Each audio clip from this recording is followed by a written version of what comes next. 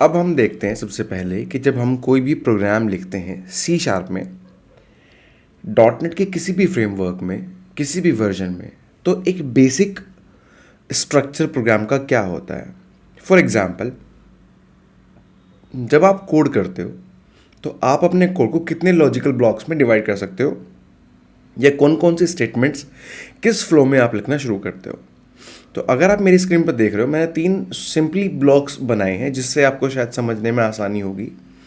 Generally हम सबसे पहले क्या करते हैं, हम अपने प्रोग्राम को डिवाइड करते हैं, या अपने प्रोग्राम में सबसे पहले स्टेटमेंट हम जो डिफाइन करते हैं वो होते हैं मेरे namespaces. So what they are, मैं अभी आपको आगे दिखाऊंगा। नेम स्पेस के अंदर हम क्या क्या काम कर सकते हैं वो मेरे टाइप्स। टाइप्स कितनी तरह के हो सकते हैं, 2 तरह के, यूज़र डिफाइंड या फिर जो डिफ़ॉल्ट डेटा टाइप्स हैं आपके पास, value type, reference type, something like that. ठीक है, टाइप के एग्जांपल्स क्या हो सकते हैं, क्लासेस, इंटरफेसेस, वो सब आगे देखेंगे। लेकिन नेम स्पेस के अंदर हम क्या कर सकते हैं, हम कुछ टाइप्स बना सकते हैं। टाइप्स के अंदर भी आप सब टाइप्स बना सकते हो, या अगर मैं नॉर्मली बात करता हूँ तो टाइप के अंदर क्या होता है, टाइप के अंदर होता है मेंबर्स।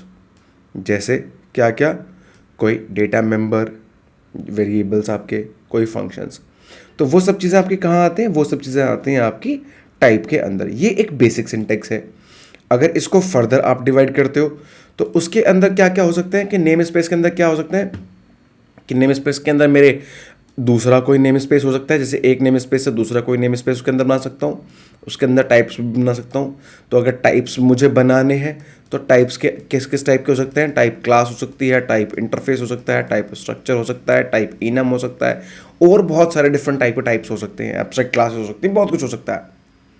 इसमें से कोई भी आप टाइप बनाते हो, जैसे फॉर एग्जांपल आप क्लास बनाते हो तो क्लास के अंदर क्या क्या हो सकता है, या क्लास आपको पता ही है। तो अगर अगर नहीं पता है तो हम आपको बताएंगे आगे ऑब्जेक्ट ओरिएंटेड में कैसे आप उसको यूज़ करते हो। इन दैट केस आपके पास डेटा मेंबर्स हो सकते हैं, फंक्शंस हो सकते हैं, कोई सब टाइप हो सकता है। ठीक है, और बहुत सारे स्टेटमेंट्स हो सकते हैं जो क्लास के अंदर हम यूज़ कर सकते हैं। तो ये था अभी के बेसिक स्ट्रक्चर क्या होता है। अगर मैं यही बेसिक स्ट्रक्चर आपको visual studio code, visual studio में आपको दिखाऊं तो उसमें समझने में शायद आपके बहुत ज़्यादा आसानी होगी। तो जैसा कि हमने सेम प्रोजेक्ट प्रीवियस वीडियो में भी यूज़ किया था, अगर यहाँ आप देख रहे हो तो आपके पास 2 प्रोजेक्ट्स हैं, मैं दोनों में से किसी भी एक में यूज़ करो, चाहे डॉट नेट कोर, चाहे dot net framework, C sharp का स्ट्रक्चर सेम रहने वाला है।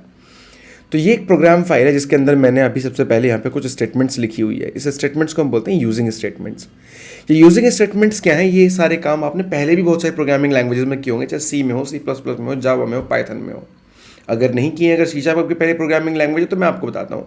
हम जब किसी एग्जिस्टिंग सोर्स कोड को अपने प्रोग्राम में यूज़ करना चाहते हैं, या जैसे अगर मैं बात करता हूँ माइक्रोसॉफ्ट ने हमें कुछ असेंबलीज बना के दी हुई हैं, उसको मुझे या डायरेक्ट यूज़ करना है, तो हम उसे यूजिंग स्टेटमेंट से पहले लिखते हैं ताकि उसके अंदर की क्लासेस, स्ट्रक्चर्स, कोई भी टाइप जो उसके अंदर है वो मुझे यहाँ डायरेक्ट अवेलेबल हो जाए। What are they are just namespaces. अगर आप अपना माउस उस पर लेके जाओगे तो वो आपको दिखाएगा टूल टिप में कि this is the same system name space. तो सिस्टम नेम स्पेस के अंदर जो भी है आपको सब डायरेक्ट यहाँ फंक्शन में मिलना शुरू हो जाएगा। आप कल की डेट में अपना कोई नेम स्पेस बनाते हो, उसके अंदर से आपको कुछ यूज़ करना है तो वो भी आप यहाँ डिफाइन करोगे। जस्ट स्ट्रक्चर के बाद मैं आपको नेम स्पेसेस को कैसे बनाते हैं, कैसे यूज़ करते हैं वो दिखाने वाला हूँ। तो आगे ये क्या लिखा है, देखो एक लॉजिकल ब्लॉक है। इस ब्लॉक का अगर आप इसको पढ़ पा रहे हो तो यहाँ पे क्या कीवर्ड यूज़ किया गया, यहाँ पे कीवर्ड यूज़ किया गया नेम स्पेस। तो नेम स्पेस के बाद यहाँ पे एक नाम लिखा हुआ है, इसका मतलब ये नेम स्पेस है, मतलब नेम स्पेस का कीवर्ड है जो बताता है कि ये नेम स्पेस का नाम है। ये इसकी यहाँ से बॉडी है, यहाँ पे बॉडी खत्म है, ये हमें पता ही है। उसके बाद मैंने आपको अभी बताया था कि नेम स्पेस के अंदर क्या बना सकते हैं, हम टाइप बना सकते हैं। टाइप में हम कौन सा टाइप बना रहे हैं, क्लास। ये क्या है, एक्सेस मॉडिफायर, ये आगे ऊपर में पढ़ेंगे। उसके अंदर क्या लगता है, एक मेंबर कौन सा हमने बनाया हुआ है, एक फंक्शन मेंबर। तो उस मेंबर फंक्शन का नाम क्या है, मेन फंक्शन है। तो ये उसका अपना एक ब्लॉक है। तो ये एक बेसिक स्ट्रक्चर है।